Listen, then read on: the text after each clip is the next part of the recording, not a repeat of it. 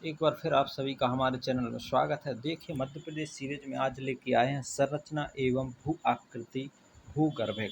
तो मध्य प्रदेश किस तरह से है, भू आकृति भूगर्भिक। तो सबसे पहले आप लोग मैप देख सकते हैं इसका जो हमने बनाया हुआ है, और इसमें आपका जो है कौन कौन से भूगर्भिक के तौर पर और मध्य प्रदेश का कैसी आकृति है और किस तरह का है। ठीक है, तो आप लोग देख सकते हैं कि ये पूरा मध्य प्रदेश का मैप है। ठीक है, जिसमें आपको ये सारा दिख रहा है कि आप लोगों ने देखा ही होगा मध्य प्रदेश। अब इसमें हम भूगर्भ की बात है तो कुछ पहले समझा देते हैं कि क्या क्या है, किस तरह से इसमें है। ठीक है, तो सबसे पहले देखिए यहाँ पर हम बात करते हैं किसकी, जो आपके पठार हैं। तो मध्य प्रदेश को टोटल कितने भागों में, 7 भागों में इसको बांटा गया है। कितने भागों में, 7 भागों में इसको बांटा गया है। आप लोग देख सकते हैं, ये आपका मालवा का पठार हो जाएगा, ये आपका मध्य भारत का पठार हो जाएगा, ये बुंदेलखंड का पठार हो जाएगा, ये रीवा पन्ना का पठार हो जाएगा, ये बघेलखंड का पठार हो जाएगा, और ये सतपुड़ा पठार, और ये आपको जो दिख रही है बीच की लाइन, ये आपकी हो जाएगी नर्मदा सोन घाटी। ठीक है, तो नर्मदा घाटी। तो इस तरह से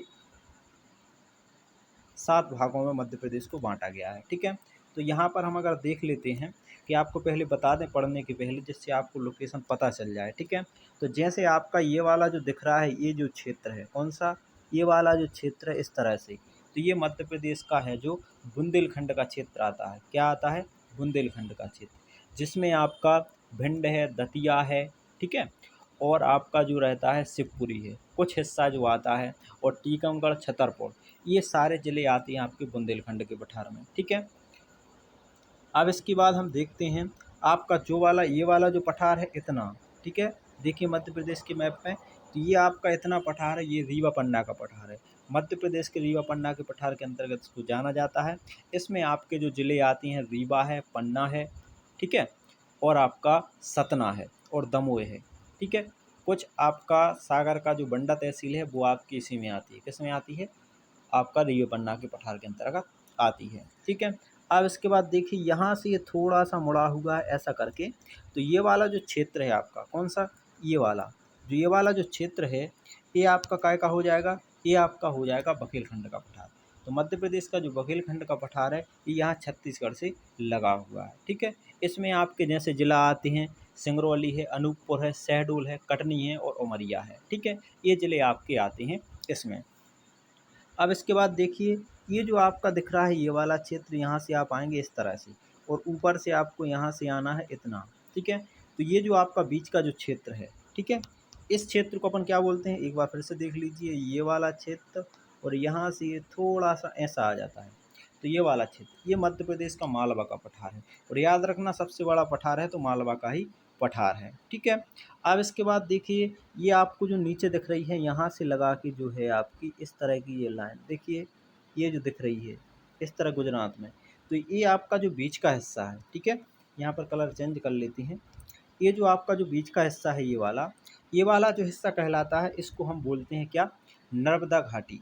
क्या किस नाम से जानते हैं, नर्मदा घाटी के नाम से जानते हैं। ठीक है, अब इसके बाद देखिए आप लोग, जो आपका नीचे वाला भाग है, कौन सा वाला भाग है, नीचे वाला जो भाग है उसकी हम देखते हैं, क्षेत्र देख सकते हैं आप लोग, ये वाला भाग। ठीक है, तो इसमें जो आपका इसके नीचे वाला है, ठीक है, आप लोग देख सकते हैं, ये जो इतना क्षेत्र है ये आपका है सतपुड़ा का पठार। किसका पठार हो जाएगा, सतपुड़ा का पठार हो जाएगा। ठीक है, अब इसके बाद देखिए, आपने देख लिया होगा कि ये आपका सतपुड़ा का पठार हो गया, ये आपका मालवा का पठार हो गया, ये रीवा पन्ना का पठार हो गया, ये बघेलखंड का पठार होगा, ये बुंदेलखंड का हो गया। तो इस तरह से, और एक आपका और रह गया है जिसे हम बोलते हैं मध्य भारत का पठार। क्या बोलते हैं, मध्य भारत का पठार। मध्य भारत का पठार आप लोग देख सकते हैं कि यहाँ पर जो आपका ये आपका है, ठीक है, इसके ऊपर वाला कहाँ तक, यहाँ तक, ये सारा पठार आता है मध्य भारत के पठार के अंतर्गत। ठीक है, तो ये मध्य भारत का पठार हो जाएगा। इसमें हम अगर देखें, ठीक है, कि जो इतना क्षेत्र है जे वाला, इसको किस नाम से जानते हैं, मध्य भारत के पठार के अंतर्गत इसके नाम से जानते हैं। ठीक है, तो ये आपकी मध्य प्रदेश की कुछ लोकेशन थी, और अब हम इनके बारे में डिटेल में पढ़ेंगे कि कौन से पठार है, कहाँ पाए जाते हैं, क्या क्या इनमें खासियत चीज़ पाई जाती है। ठीक है, तो अब इसके बाद आप लोगों ने मैप देख लिया होगा, अब हम आगे बढ़ते हैं इसी के साथ। ठीक है, तो सबसे पहले है दृष्टि के माध्यम से मध्य प्रदेश भारत के प्राचीनतम गोंडवाना महाद्वीप का एक भाग है। किसका भाग है? गोंडवाना महाद्वीप का मध्य प्रदेश एक भाग है। एक क्वेश्चन आपका याद रखना अच्छे से। इसके बाद देखिए, मध्य प्रदेश भौतिक विभाग के अंतर्गत सबसे पहले आपका मालवा का पठार। हम मालवा के पठार की बात करते हैं तो मालवा का पठार आप मैप में देख सकते हैं। ठीक है, मैप में आप देखिए मालवा का पठार कितना है। तो मालवा का पठार इसमें आप देख सकते हैं इतना है। कितना है? ये जो आपका पठार है मालवा का पठार है। काय का पठार है? मालवा का पठार है। तो इतना जो क्षेत्र मालवा का पठार है इसके अंतर्गत हम देखते हैं सारी जानकारी। तो मालवा के पठार की सबसे पहली खास बात तो ये है कि ये मध्य प्रदेश का सबसे बड़ा पठार है। क्या है? मध्य प्रदेश का सबसे बड़ा पठार है। इसमें आप क्वेश्चन लगा सकते हैं, देख सकते हैं। ठीक है, नर्मदा नदी के ऊपर में दक्कन देश से आवर्त भूभाग मोटे तौर पर मालवा पठार के नाम से जाना जाता है और पूर्व में मालवा की पठार सीमा सागर जिले तक लगी हुई है। ठीक है, तो आप लोगों को बता दें, देखिए ये आपकी जो है सागर जिले की सीमा इसमें इसका लगी हुई है। ये मध्य प्रदेश का सागर जिला है, इसकी सीमा पूर्व में सागर जिले तक लगी हुई है। ठीक है, और यहाँ पर ये है मध्य प्रदेश के पूर्व में, मतलब ऊपर साइड जो अगर हम बात करते हैं तो ऊपर जो साइड उत्तर साइड है तो यहाँ पर ये मालवा का पठार स्थित है। ठीक है, अब इसके बाद देखिए अगला है जो मध्य भारत का पठार। मालवा पठार की पूर्व में मध्य भारत का पठार है। तो मध्य भारत की जो मालवा का पठार है उसके ऊपर कह सकते हैं मध्य भारत का पठार है। और मध्य भारत पठार पश्चिम में सीमांत भ्रंश द्वारा अरावली श्रेणी से अलग होता है। ठीक है, तो ये इसकी खासियत थी। ठीक है, अब इसकी और क्या खासियत है मालवा के पठार की, हम फिर से यहाँ मैप में जाते हैं और आपको अच्छे से बताते हैं कि और क्या क्या खासियत है। ठीक है, आप लोग इसमें देख सकते हैं कि जो आपका ये वाला जो पठार है, ठीक है, अच्छे से देखिए,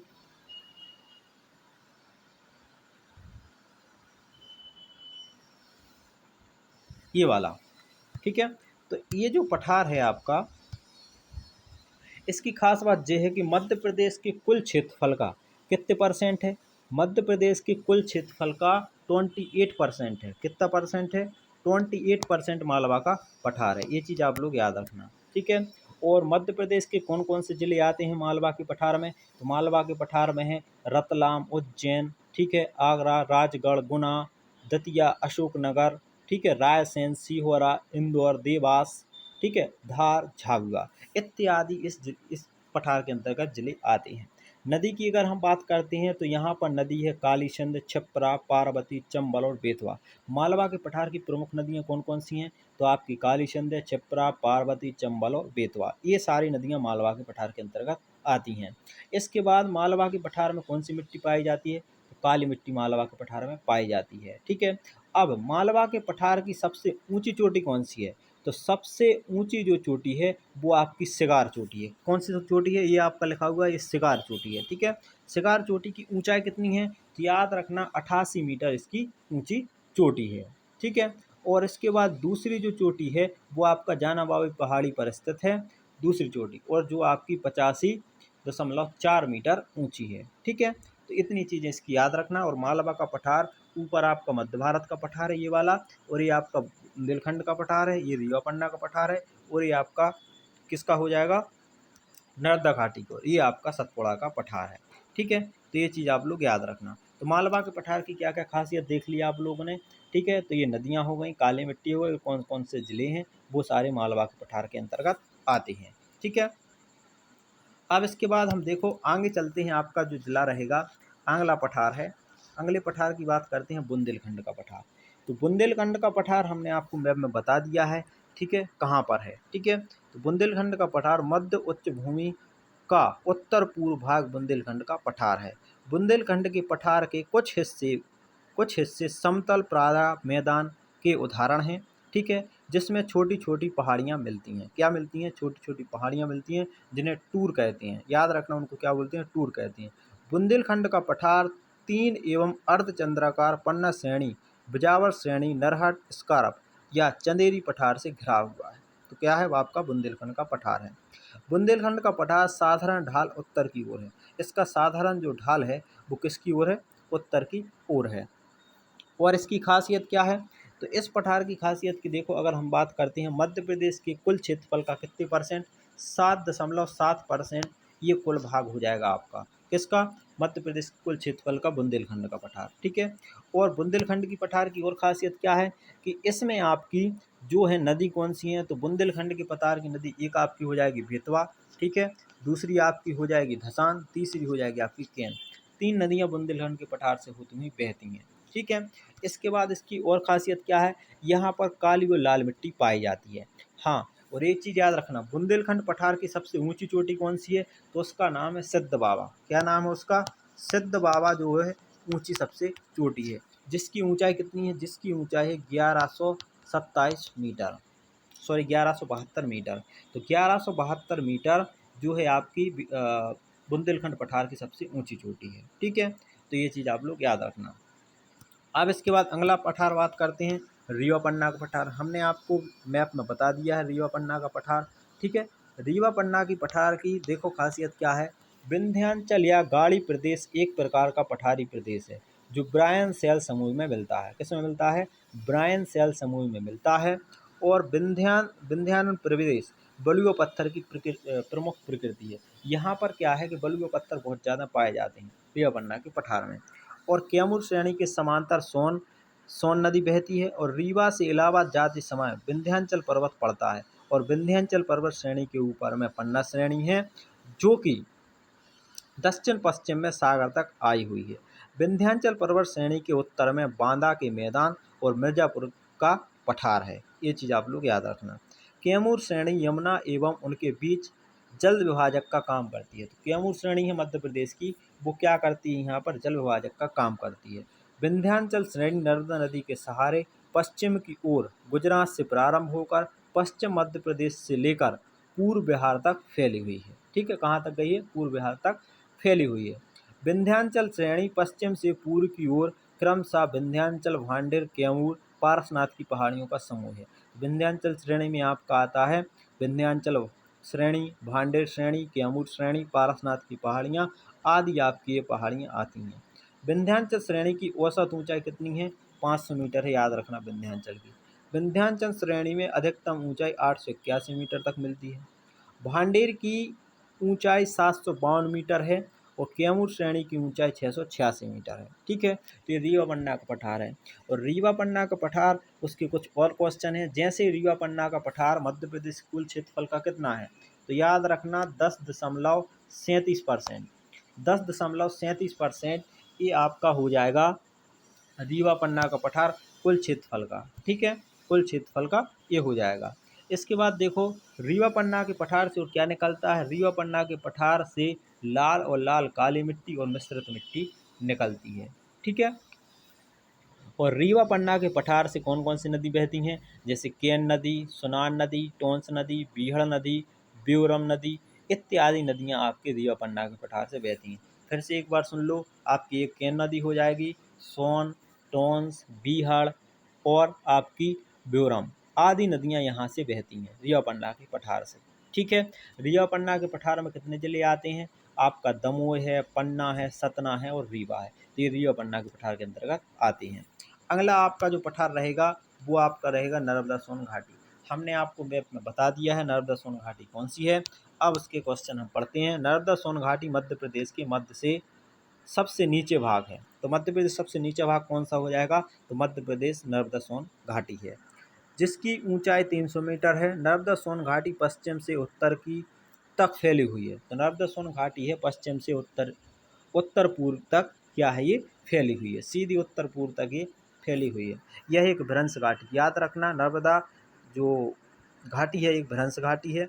और नर्मदा घाटी जबलपुर, नरसिंहपुर, होशंगाबाद, रायसेन, खंडवा, खरगोन जिलों में है। कहाँ पर हो जाएगी, नरसिंहपुर है, जबलपुर है, होशंगाबाद, रायसेन, खंडवा, खरगोन आदि जिलों में है। जबकि मंडला जिला निकाल के पठार में पड़ता है, ठीक है। नर्मदा की घाटी में मुख्यतः दक्कन डैम चट्टानें मिलती हैं। ये चीज़ आप लोग याद रखना। अब देखो हमने आपको मैप में बताया था कि जो नर्मदा घाटी है उसकी खास बात क्या है। तो नर्मदा सोन घाटी में आपके ज़िले जो आपके आते हैं, थोड़ा सा अनूपपुर जिला क्योंकि वहाँ से निकलती हैं, फिर डिंडोरी जिला, ठीक है, और मंडला, जबलपुर, नरसिंहपुर, ठीक है, नरसिंहपुर। इसके बाद आपका खंडवा, खरगोन, हरदा, होशंगाबाद, ठीक है, धार और अलीराजपुर आदि जिले आपके जो आते हैं नर्मदा सोन घाटी के अंतर्गत आते हैं, मतलब नर्मदा घाटी के अंतर्गत आते हैं। और याद रखना मध्य प्रदेश की कुल क्षेत्रफल का 26% जो भाग है वो नर्मदा घाटी है। कितना परसेंट? 26% भाग नर्मदा घाटी है। और नर्मदा घाटी की प्रमुख नदी कौन सी हो जाएगी? प्रमुख नदी नर्मदा ही है। लेकिन इसके अलावा जैसे काली, शहरी काली, ठीक है, और आपकी जो है कोंकणी आदि मिट्टी यहाँ पर पाई जाती हैं। अब नर्मदा की सहायक नदियाँ, नर्मदा में जाएंगी तो याद रखना नर्मदा की सहायक नदियाँ कितनी हैं? 41 नर्मदा की सहायक नदियाँ हैं जो नर्मदा घाटी पठार के अंतर्गत आती हैं। तो बाएं तरफ से जैसे नर्मदा नदी ऐसी बह रही है, ठीक है, तो ये आपका बाएं है। एक मिनट देख लीजिए, जैसे आपकी नर्मदा नदी इस तरह से बह रही है तो ये आपका क्या हो जाएगा? बायां हो जाएगा। ये आपका क्या हो जाएगा? दायां हो जाएगा। तो दाएं बाएं तरफ से आपकी 22 नदियाँ मिलती हैं और दाएं तरफ से 19 नदियाँ मिलती हैं। इस तरह से टोटल इसमें 41 इसकी क्या है? सहायक नदियाँ। कितनी हो जाएंगी? 41, 41 की सहायक नदियाँ जो नर्मदा घाटी के अंतर्गत आती हैं। ठीक है। अब इसके बाद देखिए प्रायद्वीपीय पठार। प्रायद्वीपीय पठार को दो भागों में बांटा है। प्रायद्वीपीय पठार को कितने भागों में? दो भागों में। सतपुड़ा मैकल श्रेणी या बघेलखंड का पठार। तो बघेलखंड का पठार थोड़ा सा ले लिया है और सतपुड़ा मैकल श्रेणी प्रमुख है। तो सतपुड़ा की श्रेणियाँ, सतपुड़ा की श्रेणियों की बात करें तो सतपुड़ा की श्रेणियों को तीन भागों में बांटा गया है। कितने भागों में? तीन भागों में। पश्चिमी सतपुड़ा की श्रेणी, पश्चिमी सतपुड़ा जो हैं टेढ़ी मेढ़ी सकरी हैं। पश्चिमी सतपुड़ा की श्रेणियाँ कैसी हैं? वो आपकी टेढ़ी मेढ़ी सकरी हैं और गुजरात और मध्य प्रदेश की पश्चिमी सीमा से बुरहानपुर दर्रे तक जाती हैं। तो बुरहानपुर दर्रा तक पहुँचती हैं पश्चिमी घाट की सीमाएँ। पश्चिमी सतपुड़ा की श्रेणी के कई हिस्से हैं, जैसे पश्चिम में राजपीला की पहाड़ियाँ। तो इसके पश्चिम में क्या है? राजपीला की पहाड़ियाँ, असरानी की पहाड़ियाँ, बड़वानी की पहाड़ियाँ, विजयगढ़ की पहाड़ियाँ, असीरगढ़ की पहाड़ियाँ और आपकी हो जाएगी असीगढ़ की पहाड़ियाँ और नर्मदा के बीच का निमाड़ का मैदान। तो ये सारी चीज़ें आपकी जो पहाड़ियाँ हैं वो किसके अंतर्गत आती हैं? तो वो आती हैं सतपुड़ा मैकल पर्वत के अंतर्गत आती हैं। ठीक है। और इसके बाद देखिए आप लोग आगे पश्चिमी सतपुड़ा के दक्षिण में ताप्ती नदी का मैदान है। तो हमने आपको मैप में बताया था कि सबसे नीचे है सतपुड़ा का मैदान है। ठीक है। सतपुड़ा का मैदान जो है मतलब सतपुड़ा पर्वत पठार है, तो उसका जो है यहाँ पर सबसे नीचे ताप्ती नदी बहती है। और ताप्ती नदी की बात आई है तो मध्य प्रदेश की दो मात्र ऐसी नदी, तीन ऐसी नदियाँ हैं जो आपकी पूर्व से पश्चिम की ओर बहती हैं। बाकी आपकी सभी पश्चिम से पूर्व की ओर बहती हैं। तो वो क्या है? कौन कौन सी हैं? एक आपकी माही हो जाएगी, एक आपकी हो जाएगी ताप्ती, एक हो जाएगी नर्मदा। जो भारत की तीन नदियाँ ऐसी हैं जो पश्चिम की ओर बहती हैं। ठीक है। अब इसके बाद देखो पश्चिमी सतपुड़ा की सर्वाधिक ऊंची चोटी कौन सी है? तो ऊंची चोटी है आपकी 1325 मीटर। ठीक है। और इसकी अगर हम बात करते हैं जो आपका रहेगा पूर्वी सतपुड़ा की श्रेणी, बुरहानपुर जिले के पूर्व में सतपुड़ा की श्रेणी पर्याप्त चोटी हो गई हैं और इनके कई भाग हैं। ठीक है। जैसे ताप्ती नदी के दक्षिण में ग्वालियर की श्रेणी, पूर्व में बैतूल की श्रेणी। ताप्ती नदी के दक्षिण में कौन सी हैं? ग्वालियर की श्रेणी आती हैं। पूर्व में बैतूल की, पूर्व में क्या है? बैतूल जिला लगा है तो पूर्व में बैतूल की श्रेणी। और छिंदवाड़ा के पठार उत्तर में महादेव की पहाड़ियाँ हैं। तो महादेव की पहाड़ियाँ आपकी पश्चिमी सतपुड़ा में ही आती हैं, जिसकी सबसे ऊंची चोटी महादेव की पहाड़ी है जो आपकी धूपगढ़ है। तो सतपुड़ा की अधिकतम ऊंची चोटी कौन सी है? धूपगढ़। ये चीज़ आप लोग याद रखना कौन सी है? धूपगढ़ है, जिसकी 1350 मीटर ऊंचाई है। इसे महादेव की श्रेणी के अंतर्गत स्थित स्थित है। और पूछा जाता है कि किसके अंतर्गत है? तो महादेव की पर्वत श्रेणी के अंतर्गत स्थित है। ठीक है। इसके बाद मैकाल पठार तथा मैकल श्रेणी सतपुड़ा श्रेणी का पूर्वी भाग है और सबसे चौड़ा है। इसे मैकाल पठार कहते हैं। ठीक है। मैकाल पठार के नाम से भी जाना जाता है। मैकाल पठार की पूर्वी सीमा अर्धचंद्राकार है। कैसी है? अर्धचंद्राकार है मैकाल पठार की पूर्वी सीमा। वर्तमान में मैकाल श्रेणी का पूर्वी भाग अब छत्तीसगढ़ में आता है। कहाँ पर आता है? वर्तमान में छत्तीसगढ़ में पहुँच गया है। मैकाल पठार की अधिकतम ऊंची चोटी की बात, ऊंचाई जो भाग है 900 मीटर है। कितना है? 900 मीटर है। ठीक है। मैकाल श्रेणी की अधिकतम ऊंची चोटी कितनी है? 1127 मीटर है। याद रखना ये मैकाल श्रेणी की अधिकतम ऊंची चोटी की बात कर रहे हैं, 1127 मीटर है। सतपुड़ा श्रेणी की दूसरी प्रसिद्ध चोटी मैकाल श्रेणी में ही अवस्थित है। अमरकंटक जो 1127 मीटर ऊंची है, अमरकंटक की जो पहाड़ी है वो कहाँ कितनी ऊंची है, 1127 मीटर ऊंची है। सतपुरा श्रेणी और नर्मदा सोन तथा दक्कन के पठार के बीच जल विभाजन का काम करती है। ये क्या है कि ये बिल्कुल बीच में फंस गई है, वहीं से आपका जो है नर्मदा सोन घाटी लगी हुई है, वहीं से दक्कन का पठार है और वहीं आपकी सतपुरा श्रेणी है। तो इसकी जो ऊंची है 1127, ये जल विभाजक का यहाँ पर काम कर देती है। ठीक है, अब इसके बाद देखो इसकी और कुछ क्वेश्चन बनते हैं, कौन कौन सी नदी हैं, किस प्रकार की इसमें मिट्टी पाई जाती हैं।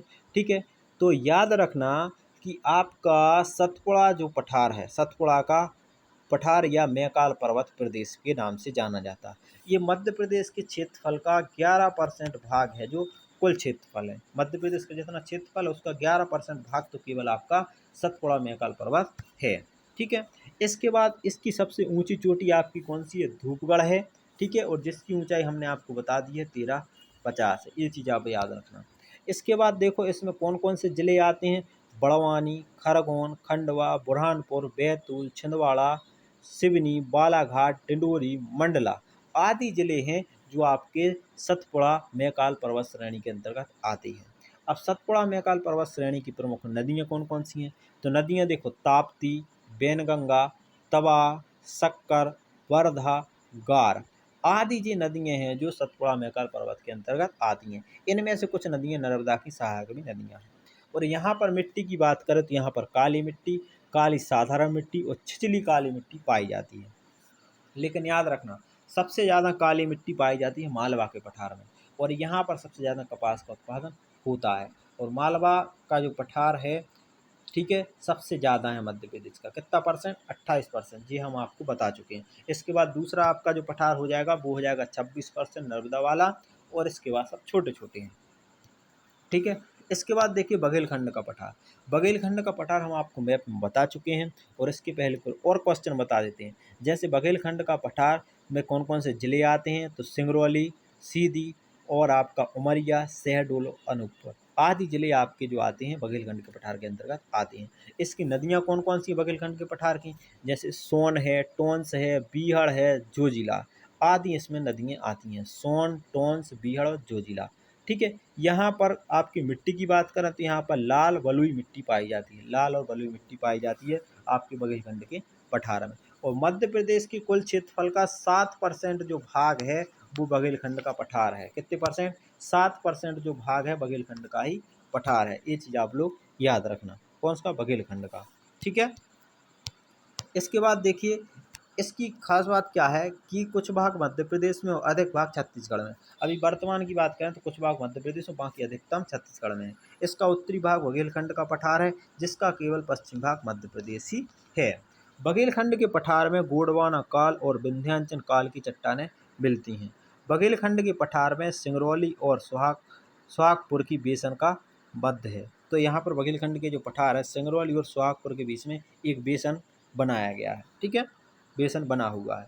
सिंगरौली बेसन अब मध्य प्रदेश का प्रमुख कोयला क्षेत्र है। जो आपका सिंगरौली बेसन है वर्तमान में मध्य प्रदेश सबसे ज़्यादा कोयला क्षेत्र है। ठीक है, अब इसके बाद देखो इसकी और क्वेश्चन देखते हैं जो आपका रहेगा बघेलखंड का पठार। बघेलखंड का पठार मध्य प्रदेश और छत्तीसगढ़ और आपका उत्तर प्रदेश, इन दो राज्यों से लगा हुआ है। ठीक है, ये खास बात हो गई। और इसकी खासियत क्या है हमने आपको मैप में बता ही दिया था, तो एक बार हम फिर मैप का रिवीजन करते हैं और आपको फिर से हम अच्छे से बता देते हैं मैप के बारे में।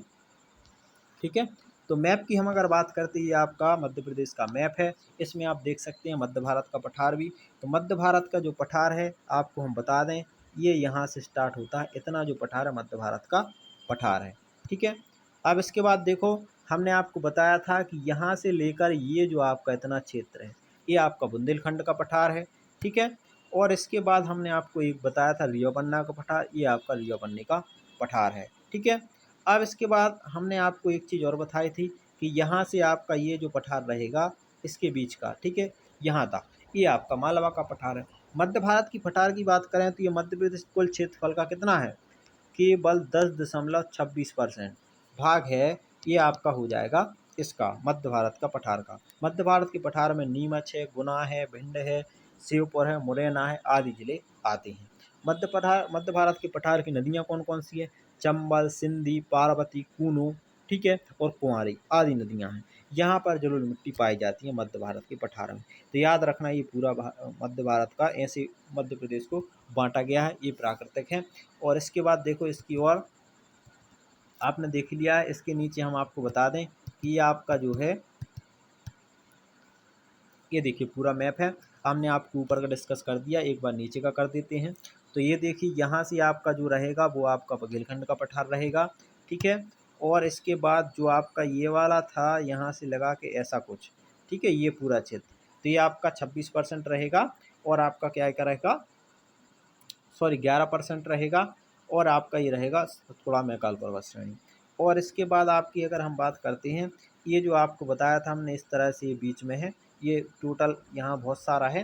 तो ये आपका रहेगा 26% नर्मदा घाटी का, ठीक है। और इसके बाद जो आपका था ये वाला क्षेत्र तो आपको बता ही दिया था, मालवा का था, ये आपका रीवा पन्ना का पठार था, और ये आपका बुंदेलखंड का पठार था, ठीक है।